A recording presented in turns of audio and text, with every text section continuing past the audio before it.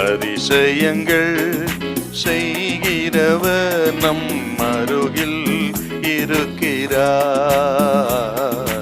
அற்புதங்கள் செய்கிறவர் என்றும் நமக்குள் வசிக்கிறார். லூக்கா 14:1-6 ஒரு ஓய்வு நாளிலே பரிசேயரில் தலைவனாகிய ஒருவனுடைய வீட்டிலே அவர் போஜனம் பண்ணும்படிக்கு போயிருந்தார். அப்பொழுது நீர்க்கோவை வியாதியுள்ள ஒரு மனுஷன் அவருக்கு முன்பாக இருந்தான். என்ன செய்வாரோ என்று ஜனங்கள் அவர் மேல் நோக்கமாக இருந்தார்கள். இயேசு நியாயசாஸ்திரிகளையும் பரிசேயரையும் பார்த்து, ஓய்வு நாளிலே சுஸ்தமாக்குவது நியாயமா என்று கேட்டார். அதற்கு அவர்கள் பேசாமல் இருந்தார்கள்.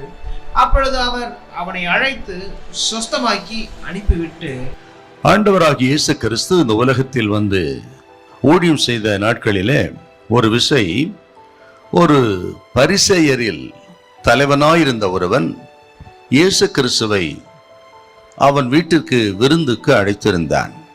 அது ஒரு ஓய்வு நாளாக இருந்தது. ஓய்வு நாள் ஆராதனை முடித்துவிட்டு ஆண்டவர் இயேசு அவன் வீட்டுக்கு விருந்துக்கு போயிருந்தார். அநேகர் அழைக்கப்பட்டிருந்தார்கள். அநேக நியாய சாஸ்திரிகள் வந்திருந்தார்கள், பரிசேயர்கள் வந்திருந்தார்கள், இன்னும் பல முக்கியஸ்தர்கள் விருந்தாளிகள் எல்லாம் அழைக்கப்பட்டு வந்திருந்தார்கள். அவர்கள் மத்தியிலே இயேசு அமர்ந்திருந்தார்.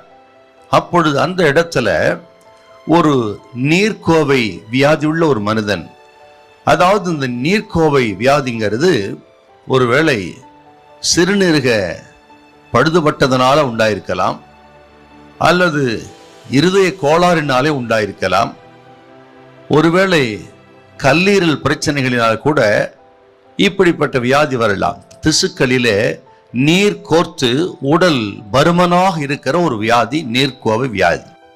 இப்படிப்பட்ட ஒரு மனிதன் அந்த விருந்திலே அங்கே அமர்ந்திருந்தான். ஆண்டவர் இயேசு அவனை பார்த்து அழைத்து அவனை தொட்டு அவனுக்கு சுகம் கொடுத்து வீட்டுக்கு அனுப்பினான். அவன் அந்த நேரமே பரிபூர்ண சுகம் பெற்றவனாய் வீட்டுக்கு போனான்.